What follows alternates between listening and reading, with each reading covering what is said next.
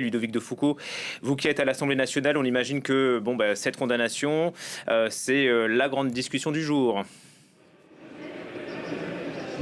Oui, effectivement, mais ce qu'on peut noter, c'est que cette décision de justice a pris les députés à contre-pied, parce que je pense que beaucoup ici s'attendaient à ce qu'on sache qui de Jordan Bardella ou de Marine Le Pen sera le candidat du Rassemblement national après la décision de justice, mais il n'en est rien et le suspense reste entier.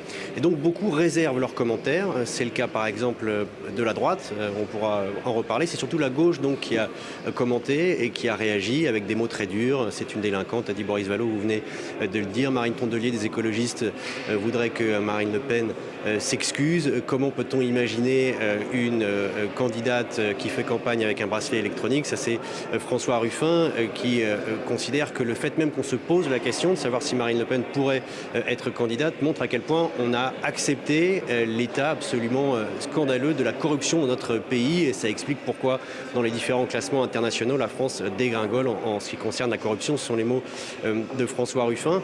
LFI est beaucoup plus discrète et réserve ses commentaires. Éric Coquerel s'est exprimé très brièvement pour dire que son mouvement était satisfait du fait qu'il y ait eu un jugement en appel, c'était ce qui était demandé, et que quel que soit le candidat, au final, ce sera pareil pour son mouvement. Et la plupart des députés LFI expliquent qu'ils réagiront après la prise de parole de Marine Le Pen, donc ce soir à 20h. Mais je vous le disais, c'est à droite qu'il n'y a pas beaucoup de réactions, là où peut-être le fait de savoir qui sera candidat est peut-être plus important du fait, vous en avez parlé, des petites différences de profil qui existent entre Jordan Bardella et Marine Le Pen. Jordan Bardella un peu plus pro-business, un peu moins eurosceptique, moins souverainiste, peut-être plus susceptible d'appeler de ses voeux ou d'envoyer des signaux vers une union des droites. Voilà peut-être les petites différences qui peuvent expliquer pourquoi stratégiquement, à droite, on attend encore de savoir. Ah oui, effectivement, Bruno Cotresse, si Bardella se présente ou Marine Le Pen, ça change tout pour la droite, hein. Ça change un peu. Ça change un peu. La droite a quand même d'autres problèmes. D'incarnation. Effectivement, d'incarnation. Elle est concurrencée à la fois sur sa droite par le Rassemblement national, sur sa gauche par Gabriel Attal, en même temps par Édouard Philippe. Ça fait beaucoup pour Bruno Retailleau. Mais c'est vrai que pour la droite, compte tenu des petits signaux que Jordan Bardella a envoyé, en particulier sur la question des retraites. Il a aussi beaucoup tenté de construire des liens avec le monde du business, de l'entreprise.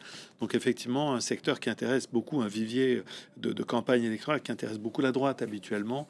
Donc ça peut effectivement changer la donne. Il s'est affiché aussi avec Nicolas Sarkozy, qui pèse encore. Voilà, Nicolas Sarkozy avait même eu des mots assez aimables recevant Jordan Bardella. Il s'était dit, au fond, assez impressionné par Bardella, Nicolas Sarkozy. Alors Nicolas Sarkozy, son étoile a pâli au sein de la droite. C'est plus vraiment le patron qui continue à tirer les ficelles dans l'ombre. Mais c'est une voix qui compte quand même à droite. Ça reste une référence très importante pour les électeurs de droite.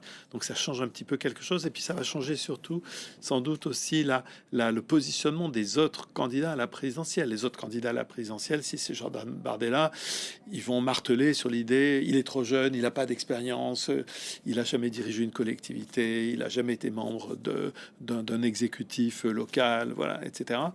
Si c'est Marine Le Pen, ça devient une autre paire de manches. Effectivement, ça fera la 4e candidature de Marine Le Pen.